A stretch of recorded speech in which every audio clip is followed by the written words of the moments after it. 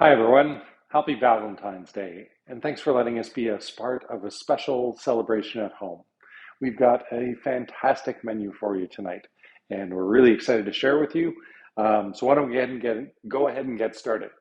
First thing to do is preheat your oven to 400 degrees, and we've got our lovely smoked fingerling potatoes and squash right here, and we're going to put that in, and we're going to set a timer for 12 minutes. Hey Google, set a timer for 12 minutes.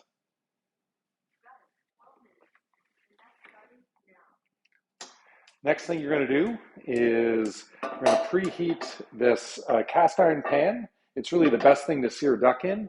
If you don't have a cast iron pan, any heavy bottom pan is going to do nicely for you. It doesn't have to be non-stick.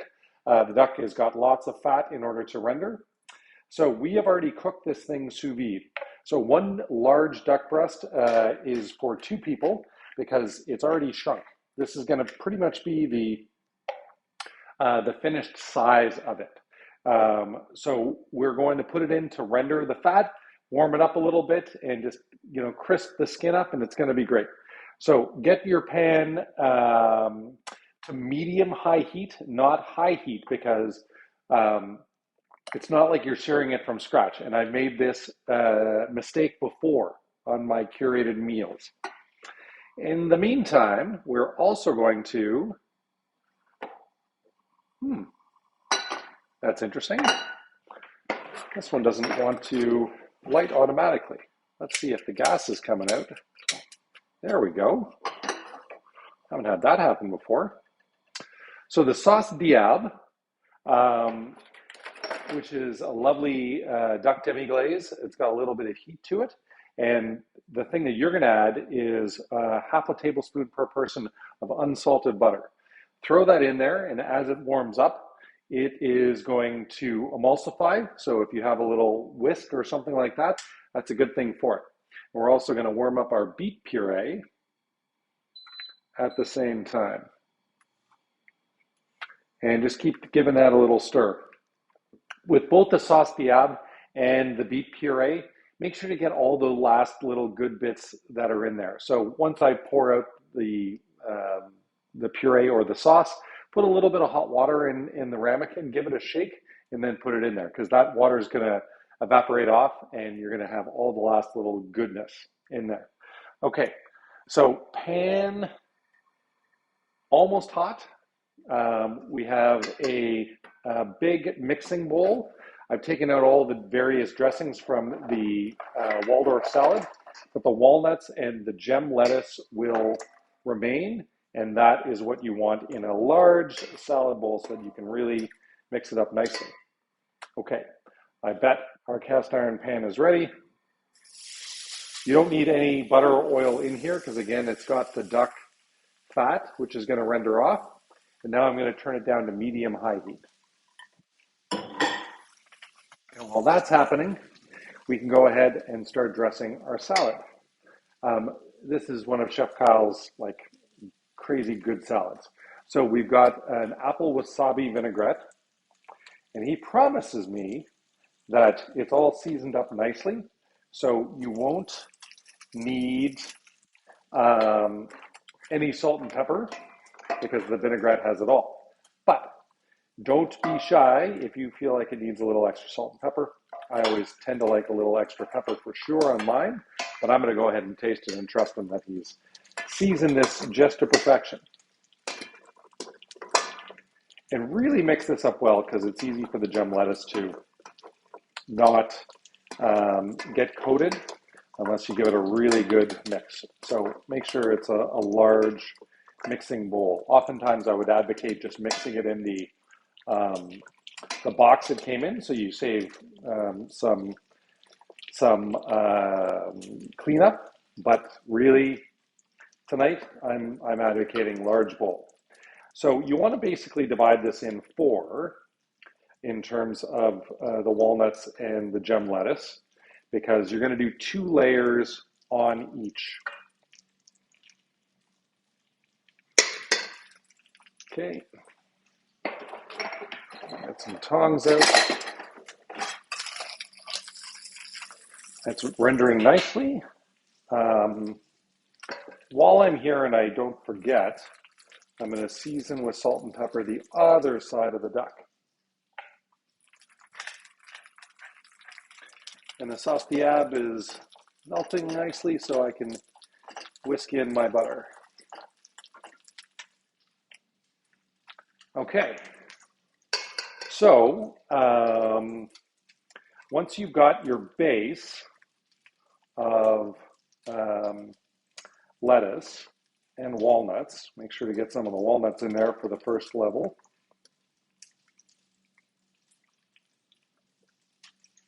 Then you can do half of your celery, compressed celery, and apple.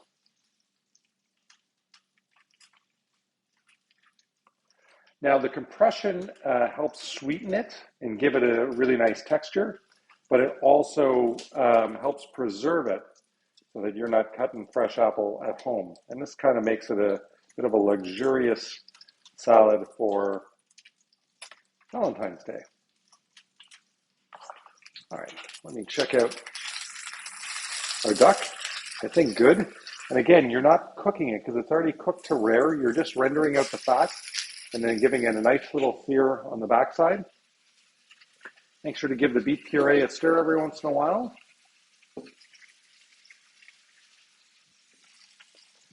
Okay, next up,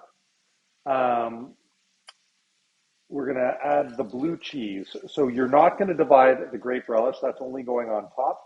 But the blue cheese goes on here. But again, only half, so basically a quarter of the blue cheese on each level of the salad. I hope that makes sense. By the way, I didn't tell you about some of my favorite wines that we're serving tonight. So one is the Love Block Sauvignon Blanc from Marlborough, New Zealand, aptly named for Valentine's Day. The sneaky story about this is that Kim Crawford, you've probably heard of him. It's a him, not a her. I always thought it was a her until I was corrected. Is a famous winemaker in New Zealand. And he and his wife, I can't remember her name, sold their Kim Crawford estate to Vincor, that owns Inniskillen and many other wineries, Jackson Triggs, Canadian, but they're actually part of one of the largest conglomerates of winemakers in the world. But they held on to their love block, the small block that they loved the most, and then they turned it into this wine, which is so fantastic. They have Sauvignon Blanc and Pinot Noir. I want to make sure that I got all this right on the duck, and I'm going to come back to that story. So 5 to 6 minutes, flip 1 minute, and then rest for 5. So I've got a baking sheet right here. This is great. And I'm going to drain the duck fat mostly. It's a bit of a fond in here. We want to keep the equivalent of 1 tablespoon per person. So I want 2 tablespoons of duck fat in there. And that's where I'm going to put on medium-high heat these kingarengi mushrooms, and you want to do the scored side down. Make sure the duck fat is in there. And then we're going to baste it with some nice butter afterwards. All right, so let me get back to the Kim Crawford story.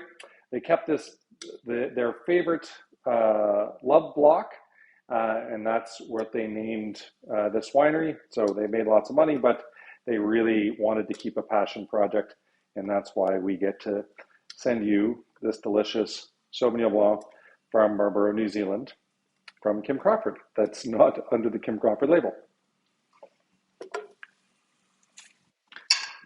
All right. Next up, the rest of the celery, compressed celery, and apple. Using your hands is really the easiest on this. Make sure to give them a good wash beforehand.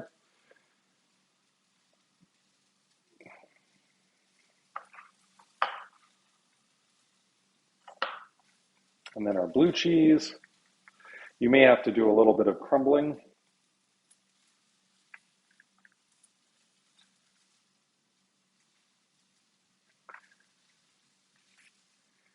And let me make sure that our mushrooms are doing okay. You just want to get them a nice sear. And I'm going to add the half a tablespoon per person of unsalted butter at this point. You can roll them around. And then we're going to give them a flip. I'm going to turn the heat down a little bit. And as soon as that melts, I'm going to do a little basting.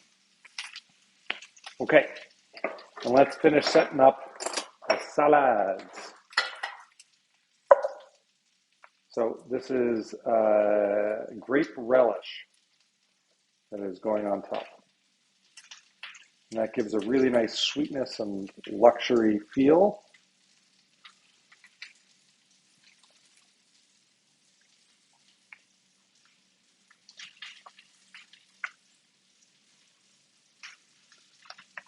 The Waldorf is another salad with a great history, which I'm not going to get into tonight, but it's been around a long time, and it has some fun stories to it. So there you go. I don't think you're going to need any salt and pepper. It's the delicious Waldorf salad from Chef Kyle, and I hope you love it. Let's check in now on our mushrooms. That seems to be sizzling away, looking good. Now I'm really going to turn the heat down. We're going to give the mushrooms a little bit of a braise.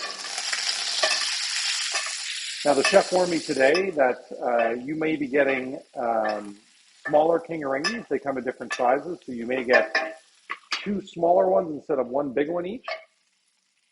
That's looking really good. Give my sauce a stir. Give the beet puree a nice little stir. And while we're waiting for the stuff in the oven to be done and the duck to rest, we are going to plate our dessert. Hey Google, off.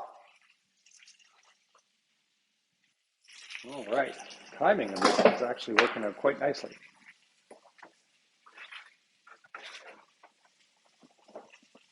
Okay, so that's good. I've turned off the oven. I'm just going to leave it in there to keep warm while we're plating the dessert and cutting the duck.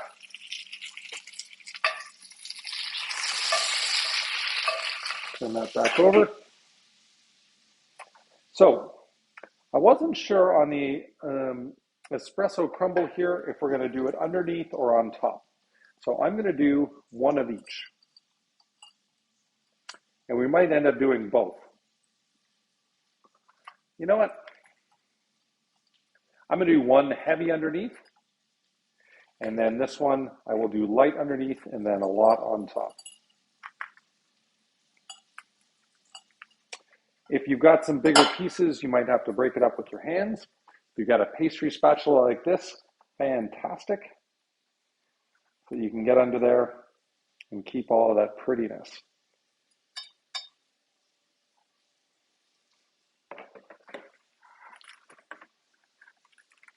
Very delicate and very beautiful.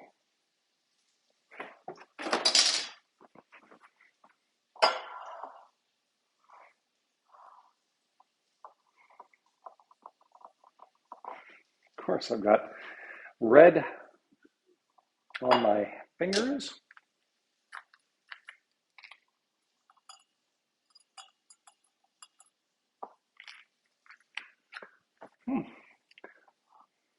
That's looking good. But I do have to clean up the plate because the red on my fingers, that's a nice little stain. And I'm not sure which one I'm going to use for our Instagram shots. Actually, I don't think we need the Instagram because we're almost sold out. There you go. There's our beautiful chocolate bomb with dark chocolate, raspberry mousse, and chocolate soil. All right. So the mushrooms I can even take off and let them rest. So let's get going on this guy. So the first thing down. That smells amazing. The smoked quality is great. So the beet puree will go down first. Divide it equally between the dishes, and this gives it this amazing vibrant color. Make sure to get it all.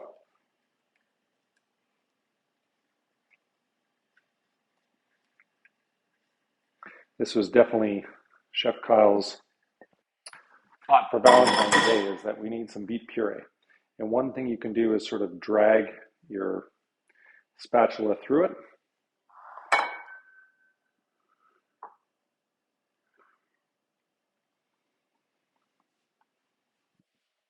All right. Next up, the smoked potatoes and acorn squash. So divide that out nicely. I'm going to sort of alternate it. I think we've got the same number of pieces.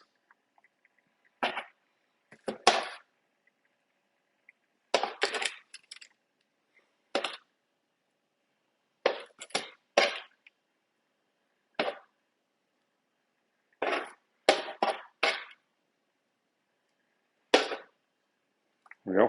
We have even some leftovers, but we always plate 2 dishes and then divide up for our son, which is the third. Oh yes, stop whining. Okay, turn that guy off. Sauce is nice, looking good. Now our duck. So you want to cut it along the short side. Oh, and sorry, I always forgot. Cut the fat side down because it will look better at the end. You want to cut it thinly, and so that it's nice and tender. By letting it rest, all the juices go back to the center, so you shouldn't have a big pile of blood on your cutting board. And it should be a gorgeous medium rare with this sort of 5 minutes plus 1 minute plus resting. And the fat should have been nicely rendered, but still a little crispy on top. And here's the magic secret. Take your knife under there, give it a flip. You want to fan it out. You can turn the last piece of duck over so that you see all of the nice breast. This is where you hit it with a little more salt once it's been fanned out, so the salt gets in there.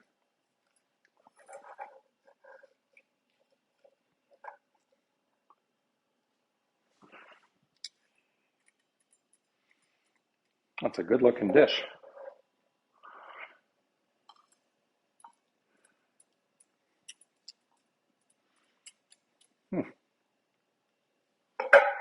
Wonder which one is better. Oh, I didn't even talk about the red, by the way. This beautiful Pagos from Spain, Cabernet Sauvignon with some Merlot and Syrah, I want to say. Anyway, it is delicious and just great with this duck. I've had a similar combo before.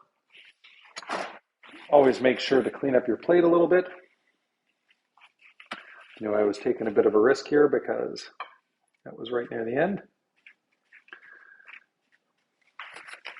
And finally, the sauce. Sauce diable on top of the duck. That looks amazing.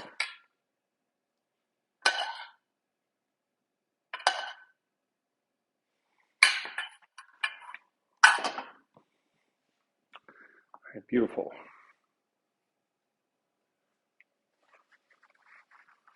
There we go, folks.